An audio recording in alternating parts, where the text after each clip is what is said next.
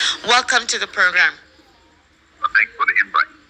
Barrister, I don't know if you've heard, the United States of America has released the names of terrorist financiers linked to ISIS in Nigeria. And they're in Lagos, and they have two offices in Lagos, two bureau de change offices in Lagos, and another one in Kano. And I was making reference to the investigations made by General Ali Kefas, who was supposedly ranked down and stripped off his ranks and kept in a dungeon. And the UAE giving us about 400 names of terrorist financiers and their operations in Nigeria, and nothing was done about it. Now the US has exposed the names of these individuals, their companies, their passport address, their home address, their offices. Everything is out there on the internet. Everything. Barrister Eze, what had stopped the Nigerian government from also displaying all of these information to the public and tackling this? Thank you very much.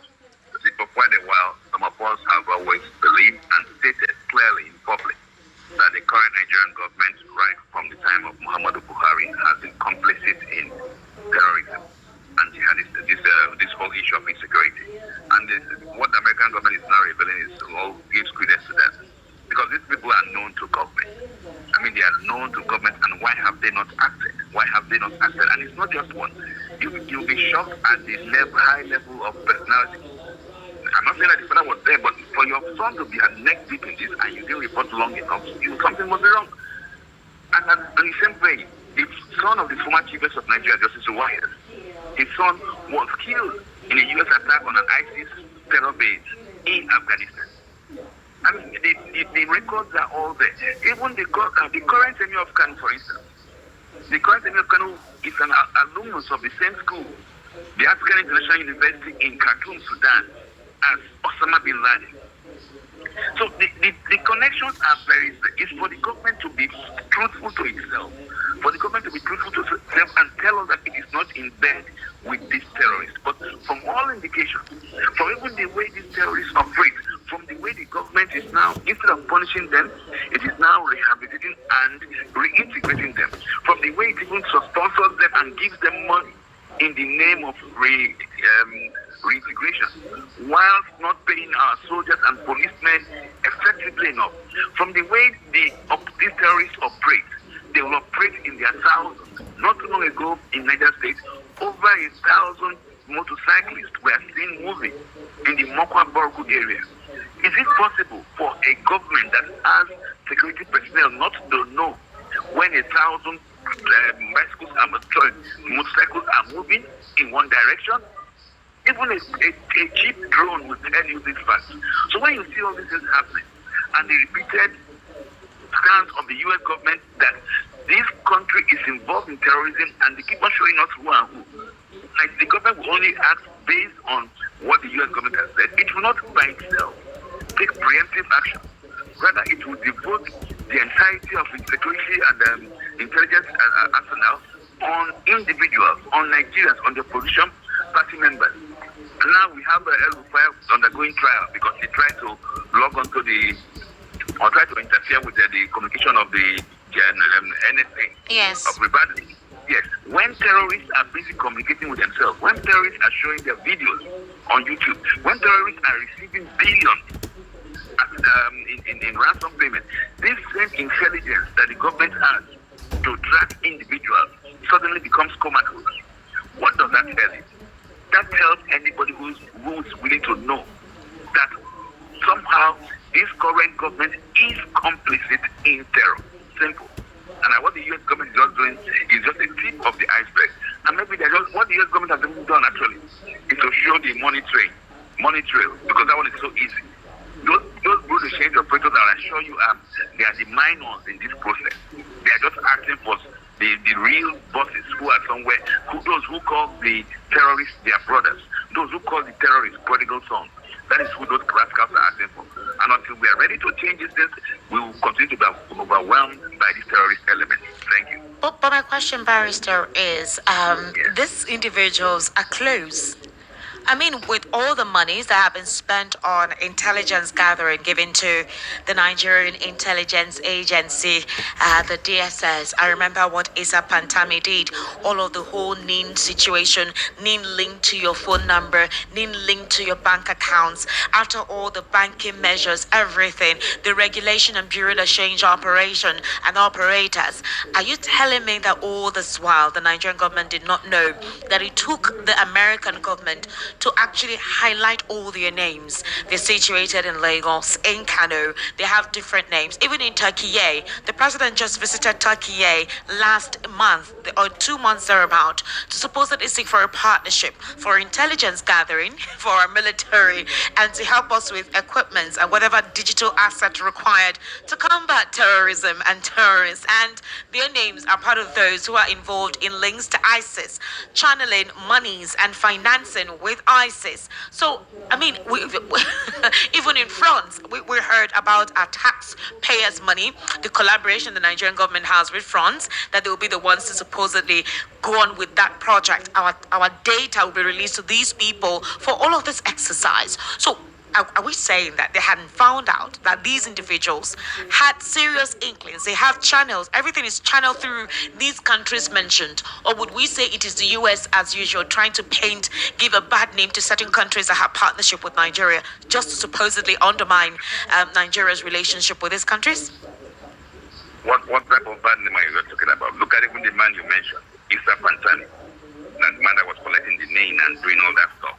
Issa Pantami was the imam of the University of Maiduguri Mosque when a riot broke out, when a religious riot broke out, and he was actually the one who sponsors, how I put it, leading them on with his incantations and his preaching. That is the man that was made the minister of whatever that was now doing that for what purpose?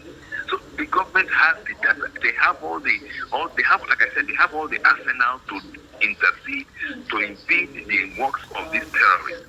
That tells you that if these terrorists are still able to go ahead and communicate effectively, strike and destroy and kidnap at their will, that tells you that this government is complicit. I mean, and they simply can't defend it. If common text messages came through people, you say, okay, yes, we know when this man was communicating with this. They even said they knew when PW was making private phone calls. Okay, you know when politicians, when individuals, when opposition members are talking to themselves, but somehow you go deaf when terrorists are communicating. And look at the countries that you mentioned where they go to even collaborate with regards to security. Turkey of all places. Yeah. Erdogan himself has been implicated in all kinds of terrorist activities. I mean, look at Turkey or Iran. These are the guys that the countries that supply that this government is willing to collaborate with. And you tell us that they don't know what they are doing? No, the people who are in this government are quite intelligent.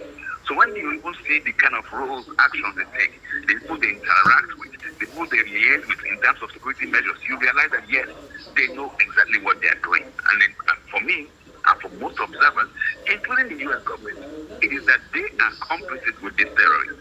Now, this issue of terror, why is it only so much rampant in Nigeria? In countries where they are serious at addressing terrorism, even countries that are even less endowed than Nigeria, and I'm talking of West African countries, Ghana, Togo, Cote d'Ivoire, how come we don't have this abundance of terrorist activities? Because the government has a zero tolerance policy to terror.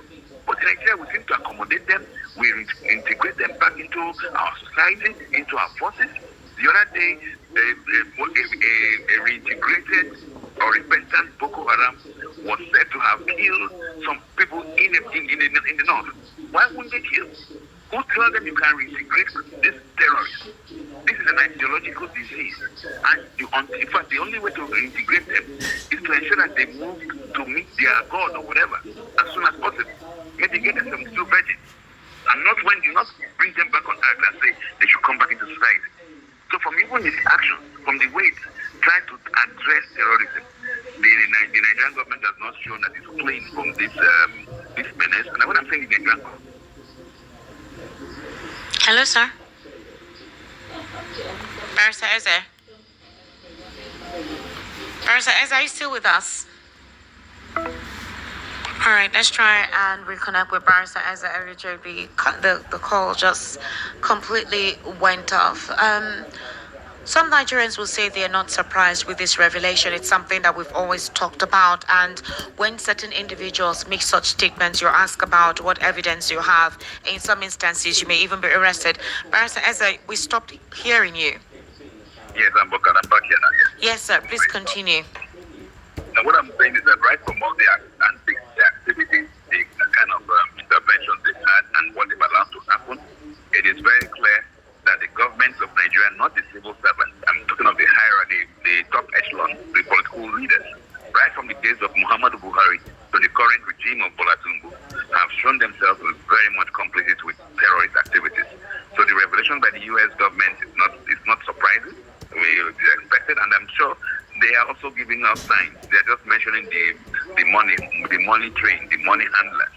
I mean, once they know who and who to pick for the real crimes. Thank you. Barrister, just last week, Mr. Laddie Thompson had a YouTube interview with Adiola, one US-based journalist. So in that interview, he revealed quite a lot. And one of the things he said was that $150 million was paid to the United States of America to prevent Trump from directly intervening concerning the insecurity bedeviling in the country.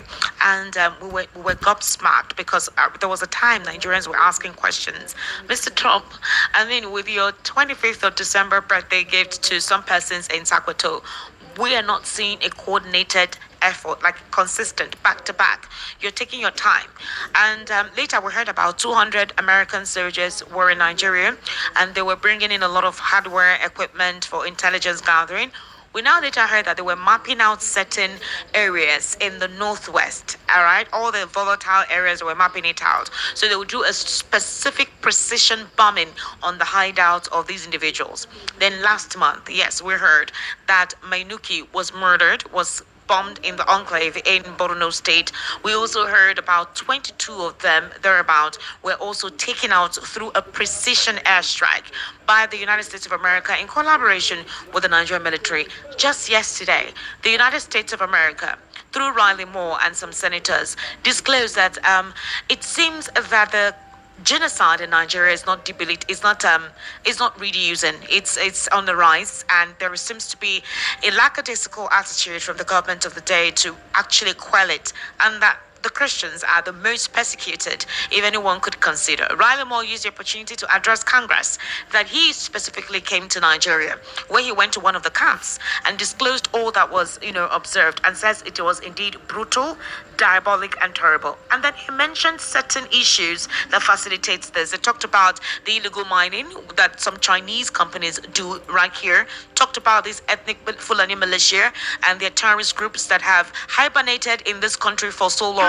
that now it feels like they have supposedly the Nigerian government have become overwhelmed in handling the crisis. So due to this, Barrister, is it surprising to you that we're hearing this update? I was also thinking that beyond this update we're getting, other facilitators of these crimes within our military, that is the Nigerian soldiers, we've heard reports about them having connections with them, as well as the Nigerian police also being involved in all of this.